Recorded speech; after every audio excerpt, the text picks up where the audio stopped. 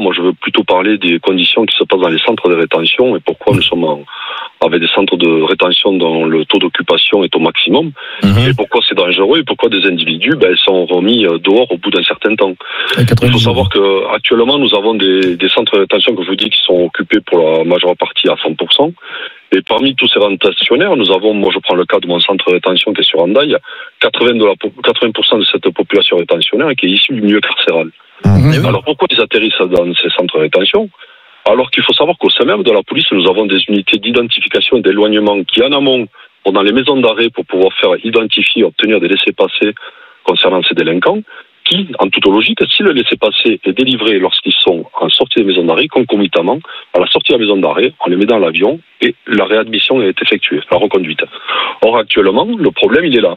C'est que les laissez-passer ne sont pas délivrés pendant que la personne est encore en maison d'arrêt. Donc, on est obligé de mettre dans les centres de rétention. Et dans les centres de rétention, la tension monte. C'est-à-dire que nous avons des bagarres interethniques entre les subsahariens et les personnels issus du Maghreb. Nous avons aussi des collègues qui sont en difficulté parce que ces personnes qui viennent des maisons d'arrêt ont un comportement qui n'est pas celui de l'étranger qui se fait arrêter à la frontière et qui lui cherchait tout simplement à venir voir si la vie est plus simple chez nous. Non, là nous avons des gens qui sont assez aguerris puisqu'ils ont été quand même condamnés pour du droit commun. Des délinquants. Donc, voilà, tout simplement des délinquants. Donc si on arrivait à revenir à ce système, parce que c'est vrai que depuis le Covid aussi, ça a un peu compliqué peut-être la chose puisque certains pays avaient fermé leur espace aérien, dont il y avait eu énormément de retard.